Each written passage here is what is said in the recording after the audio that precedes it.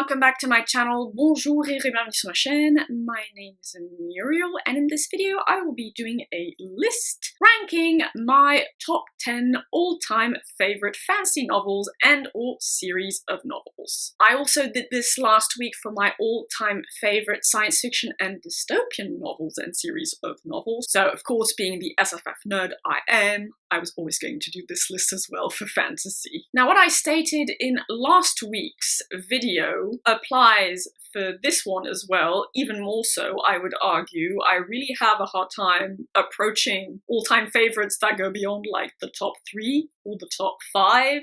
The ranking I'm about to go through isn't the hardest of rankings ever, especially when I'll get past numbers 5 and 6, and obviously my tastes, my opinions might change in the future, though this list I'm fairly confident that the top 3 and or 4 are going to remain reasonably stable for quite a long time. But yeah, this list is even more fluid in a way than the sci-fi and dystopian one was, especially when you go past like number 5 or 6. And just like it was in my sci-fi dystopian list, numbers 1 and 2 are already tied. Not so much because they each belong to different subgenres of fantasy, it's just that number 1 is a standalone and number 2 is very much a series. So number 1 is going to be The Mists of Avalon by Marion Zimmer Bradley. I have talked about this novel several different times before on my channel. It is not only one of my favorite all-time fantasy novels, it is one of my favorite novels of all time, period. It is, of course, a female-centric and feminist retelling of the Arthurian mythos. It tackles religion, politics, feminism, spirituality,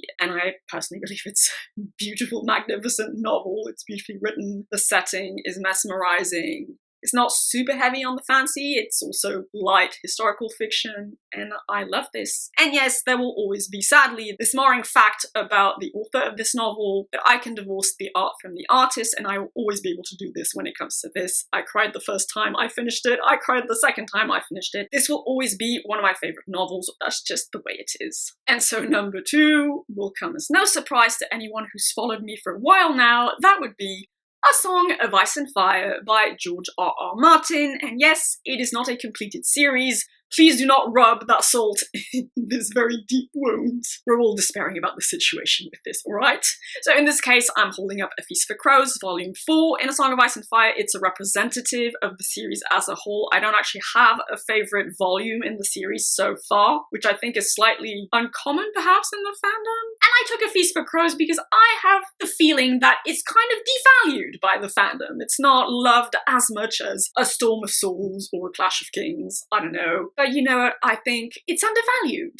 I understand, the first time I read it, I was miffed there weren't any Jon or Daenerys or Tyrion chapters. But this one is actually really deep, and a lot of important things happen, and A Feast for Crows also contains a paragraph about one of the core thematic messages at the heart of Song of Ice and Fire. Just for that, it's really important, so yes. I'm holding this one up as a representative. Just as with my sci-fi dystopian list, a few entries on this fantasy list have been read either this year or in the past couple of years. So number 3 will be the Winnowing Flame trilogy written by Jen Williams. Here I'm holding up volume 3 of that trilogy, The Poison Song. I love this so incredibly much. It was such a beautifully positive surprise to me. I really wasn't expecting this to become a new favorite.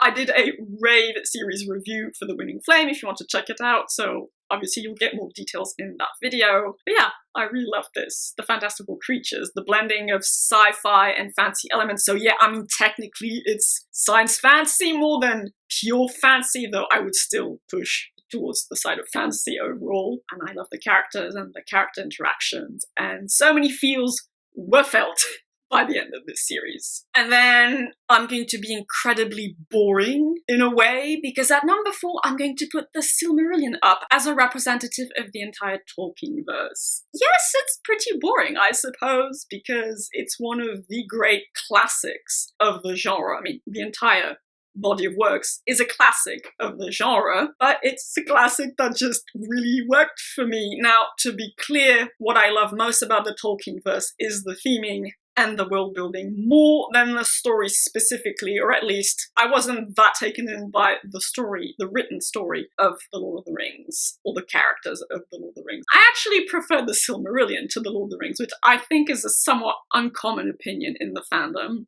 but so whatever. So this is my favorite Tolkien-verse work. But yes, I mean, Tolkien, his works are considered classics of the genre and classics of literature period, really, for a reason. And in this specific instance, it's a reason I deeply agree with. So it is also a personal favorite of mine, the Tolkien-verse, without a doubt. So now I've already mentioned a couple of more secondary favorites, and now we're really going into more uncertain territory. Ultimately, I don't know how these will hold up in the years to come, but for now, number 5 is a complete change of pace to something like the Tolkien-verse, and this is going to be Kraken by China Miéville, a wonderful example of weird urban fantasy. I love this when I read it for the first time last year alongside Embassy Town, which also featured on my favorite science fiction novels list. So yes, Kraken was just crazy, an insane wild ride through a fantastical London, messing about with all kinds of cults and religions, one venerating giant squid, so yay, cephalopods. And yeah, it was just insane, but beautifully written,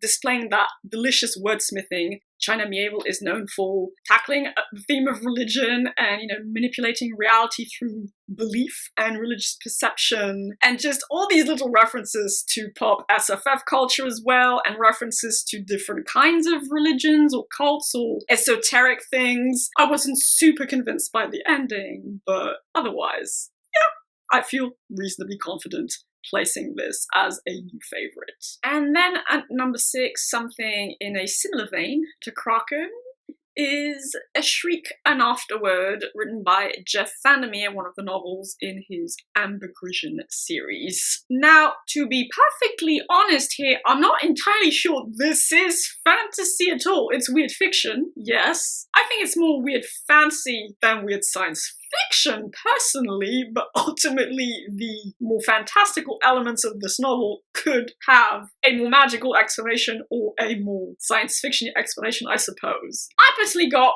fancy vibes more than anything else. And I already had the Southern Reach trilogy written by Jeff Vandermeer on my sci-fi list, so that's just the way it worked out, whatever. So yes, Shriek and Afterward, and just more generally the Ambergrision stories, which so far for me includes City of Saints and Madmen. I have yet to read Finch, that's planned for next year. But so yes, I loved my foray into the world of the city-state of Ambergris. And Shriek and Afterward in particular was very rich, imaginative, creative, beautifully written as well, but it also was very human-focused, which isn't necessarily usually what I prefer, but here I was really absorbed by this tale of two siblings and their lives growing up and experiencing Ambergris, the family drama aspect of it, the relationship drama that was also entangled with each of those siblings. It was just a brilliant, absolutely brilliant novel, and also one I read for the first time this year. Then at number 7, I'm going to go with The Forgotten Beasts of Eld, written by Patricia A. McKillop. A very short, magical little tale, quietly powerful, which is honestly something I felt when I read Omri and Shadow by the same author. Something about her writing is quietly powerful to me. Classically magical in a way, or I mean, the type of fantasy in those books is more traditional feeling, more based in folklore, fairy tales, and things like that. It's not as wildly secondary world-ish as something like, I don't know, the Gosme or the Tolkien-verse even. But there's just something about this little novel that worked for me. I was really impacted by the main female character, her relationship with her forgotten beasts, the way she lived in a very isolated way in her little house, studying the mysteries of the universe and her magic. Something about this has just stuck with me. It's not a top favorite of all time, but since it really has stuck inside of me so powerfully, to me it made sense to put it on a favorites of all time list. And in a somewhat similar vein, I'm going to put at number 8, Lavondis, written by Robert Holstock. So this is part of the Mythago Wood series. I've only read the first 2 books in that series, Mythago Wood, and this doesn't stand as representative for the entire series. I'm counting Lavondis as representing just Lavendis. I prefer this to Mythago Wood. So again, Lavendis just very, very atmospheric, based in a lot of mythology, legends, folklore, especially Celtic, Norse, Old European folklore, our collective unconscious, or I mean the more European collective unconscious in this specific case, I suppose, but playing around with the concept of collective unconscious, of universal metaphors, of the mythological symbolism at the heart of the human psyche, things like that. It also deals with shamanism and a main character going on a quest and a journey that gets really trippy at times, but always just dripping in this rich forest imagery. Like I said, it's a very atmospheric novel, and something about that just once again worked for me and echoed with something inside me. It's interesting because this and The Forgotten Beasts of Eld both gave me notes reminiscent of the melodies I picked up in The Mists of Avalon, which is one of my all-time top fancy favorites. So, I mean, it's not really surprising that if I found some of that in these other novels, then those novels would have appealed to me. Like, it makes sense in a way. Keeping in mind that once I got past Kraken, a lot of these picks are really at risk in a way of changing in the coming years. I feel less visceral about them being favorites than something like A Song of Ice and Fire or The Mists of Avalon. But in any case, at number 9, I'm going to put The Secret Commonwealth, written by Philip Pullman. So this is the second volume in the Book of Dust trilogy, which hasn't yet been completed,